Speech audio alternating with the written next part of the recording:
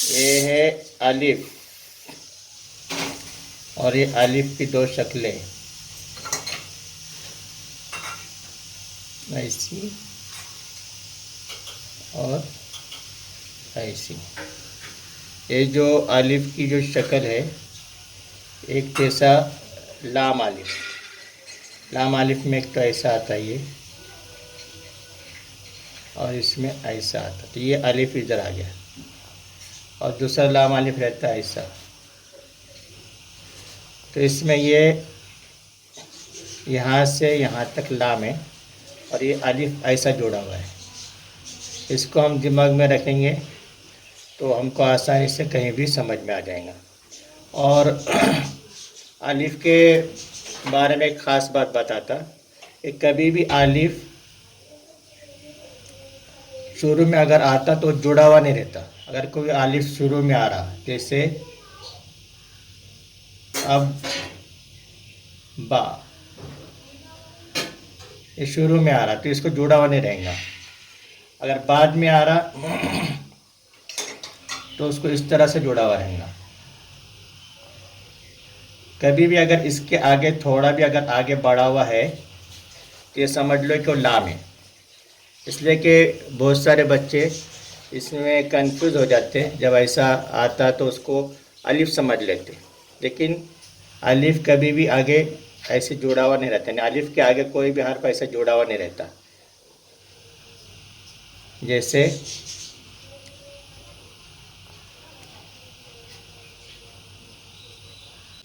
लाम बा हो गया, और अगर इसकी जगह पर अगर अलिफ हो, अलिफ बा ऐसा रहेगा, उसको जुड़ा हुआ नहीं रहेगा। इसको ख्याल रखना, इससे बात समझ में आती कि अलिफ हमेशा पहले वाले हर्फ से जुड़ता, लेकिन बाद वाले हर्फ से कभी नहीं जुड़ता। तो ये समझो कि वो लाम है।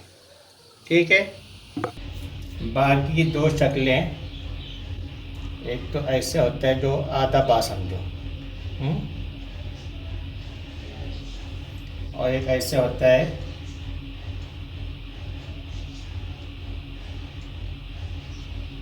ऐसे। ये जो ऐसे बा होता है,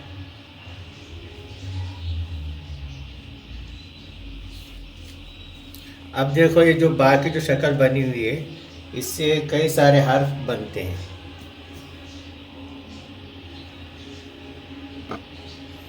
अब इसका नुक्ता ऊपर आ गया तो ये हो गया नून, और ये जो है एक नुक्ते के बजाय दो नुक्ते हो गए तो बन गया ता, और दो नुक्ते के बजाय तीन नुक्ते आ गए तो बन गया सा।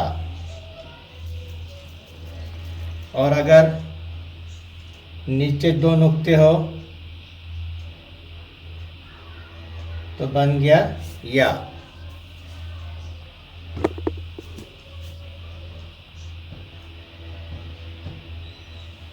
नीचे दो नुक्ते रहने से बन गया या। इसको हम अगर जहन में बिठा लेंगे तो इंशाल्लाह हमको आगे सब हर्फ समझने में आसानी होगी। अब है ये ता,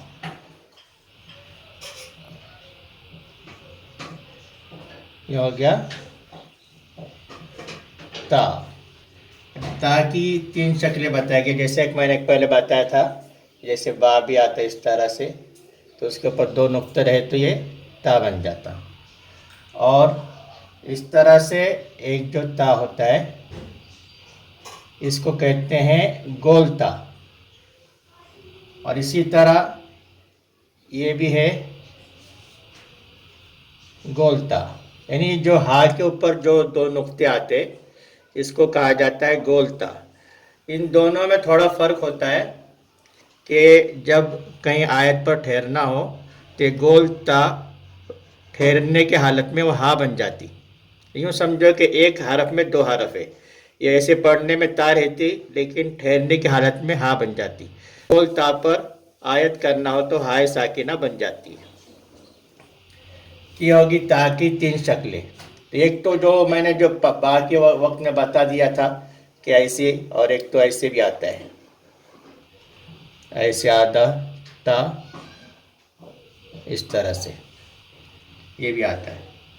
लेकिन ये जो है, ये 2 चीज़ें ख़ास समझने की है कि ये गोल ता है और इसको पढ़ेंगे तो ता, लेकिन जब इस पर वक्फ किया जाए यानी ठहरा जाए तो उस वक्त में ये हा बन जाती है। ये जो है हा है। अब इसको अगर नीचे नुक्ता लगे ये बन जाता जीम, और अगर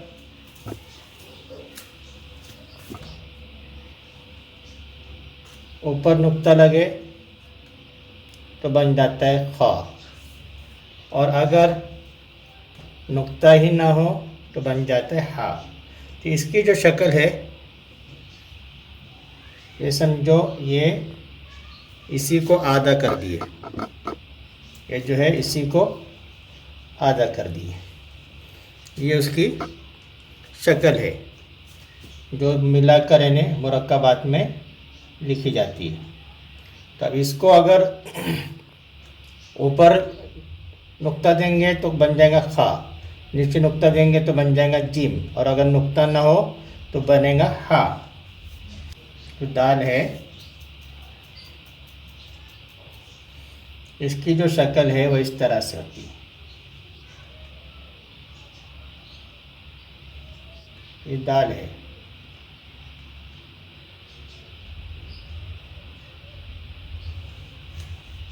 इसकी शक्ल इस तरह से होती है, और लिखने में जो है इस तरह से नून भी बाज़ मरतबा इस तरह से लिखा जाता है। अगर इसके ऊपर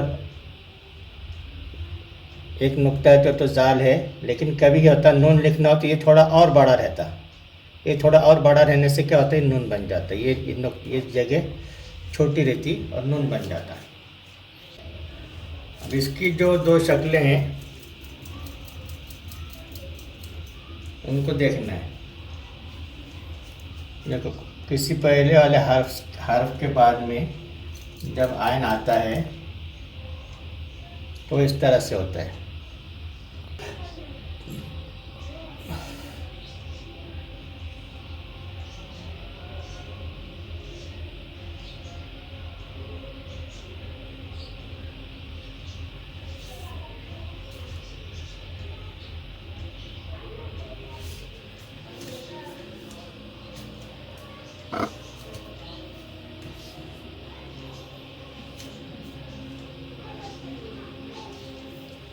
देखो, ये किसी पहले वाले हर्फ के बाद आखिर में आ रहा है तो इस तरह से आयन आएगा। इसमें जैसे बा बन सकता, नून बन सकता, ता बन सकता, या बन सकता।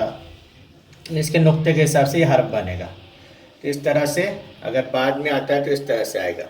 अगर दरमियान में आता है तो इस तरह से रहेगा। पहले ऐसे, फिर ऐसे, फिर ऐसे। जो इससे पहले कोई भी हर्फ जुड़ा हुआ होगा, फिर इसके बाद में भी कोई हर्फ जुड़ा हुआ होगा इसके, तो दरमियान में जब आएगा तो इस तरह से आएगा वो। ये आयन की 2 शक्लें याद रखना है। अक्सर बच्चे इसको हा समझते हैं और इसको हा पढ़ते हैं, लेकिन एक बात, हा में और इसमें एक फ़र्क है। अगर हा हो तो इस तरह से आने के बाद में ऐसे हा होता है, ऐसे, यानी इसके बीच में एक जगह खुली रहती, और आयन जो रहता है इसके बीच में इस तरह से ये जगह यहाँ से बंद रहती है, यानी अंदर से ऐसे मुड़ा हुआ होता है। और जो हा होता है उसकी यहाँ पर ऐसी नोक निकली हुई रहती है। तो इसको अगर जहन में बिठा लेंगे तो इंशाअल्लाह हा और आयन में गलती नहीं होगी। ये है फ़ा। अब फ़ा जो है अगर शुरू में लिखा जाए तो इसी तरह से रहेगा आधा, जैसे बा और ता आता है। और अगर ये दरमियान में आए तो पहले उसके ऐसे होगा, फिर यहाँ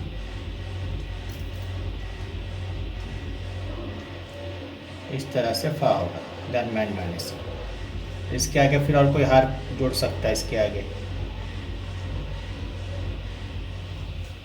काफ,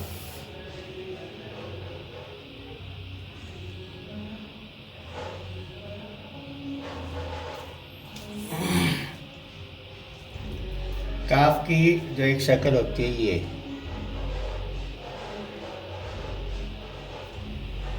और एक शक्ल होती है ऐसी। और बाज़ बच्चे इसको या समझते हैं, या नहीं, ये समझ लो कि ये काफ का ये अंदर का हिस्सा है और ये भी काफ है। तो काफ की दो शक्ल होती है, कभी इसको पहले से भी कोई हरफ जोड़ सकता है इस तरह से, बाद में भी जोड़ सकता है। लाम, लाम की एक शक्ल है इस तरह से, यानी आधा, ये डंडी इसकी लंबी रहने के बजाय छोटी रहती।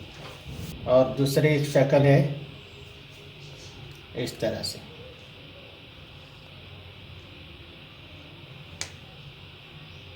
मीम,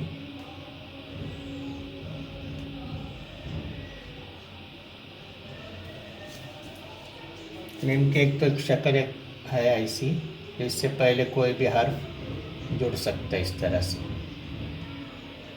इसकी शक्ल होगी। और जब दरमियान में आए और उसके बाद में भी कोई हर्फ हो, या फिर ऐसे भी ये मीम इस तरह से भी लिखा जाता है,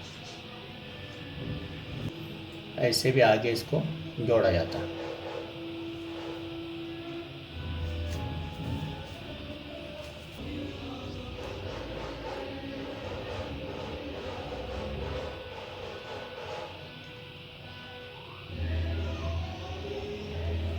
नून का जो है बिल्कुल बाकी जैसी शक्ल है, जैसे मैं पहले बता दिया था कि बाकी ऐसे जो है नीचे शायद नुक्ता रहा तो बा, ऊपर नुक्ता रहा तो नून, ये तो पहले समझा दिया।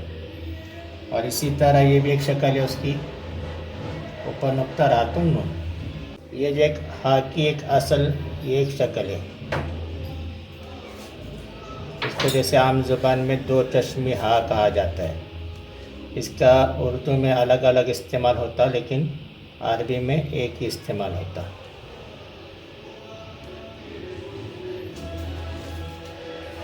इसकी दो शक्ल, तीन शक्लें हैं इस तरह से। एक तो ये हा हो गया, जैसे गोलता में पहले बता दिया, और जैसे ये हा हो गया,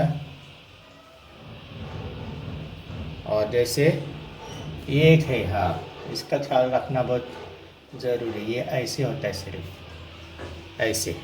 तो अक्सर छोटे बच्चों के पास समझ में नहीं आती कि ये भी हा है। जैसे हम लोग उर्दू में लिखते हैं ना, तो ये नून और हा, ये हो गया ना, इस तरह का ये हा होता है। ये हमज़ा, हमज़ा, हमज़ा का एक तो ऐसे जैसे बा नून वगैरह के लिए जो जगह बनी हुई रहती नुक्तों के लिए, इस तरह से भी बनाकर उसके बीच में हमज़ा दिया जाता है। और दूसरा एक तरीका है इस तरह से, ये भी एक बा नून वगैरह के लिए जो शक्ल इस्तेमाल होती है नुक्तों के लिए, उसके ऊपर भी ये हमज़ा इस तरह से आता है। और सिर्फ खाली हमज़ा भी इस तरह से आता है। हो गया हमज़ा। अब ये है या,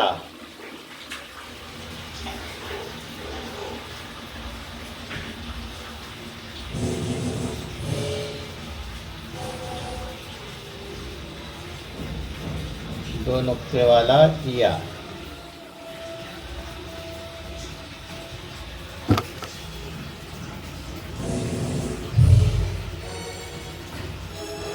या की मैंने दोनों शक्लें पहले बता दिया, जैसे बा नून वगैरह की शक्लें होती हैं, इसी तरह इसकी भी शक्लें होती हैं। इस तरह से ये हो गया या।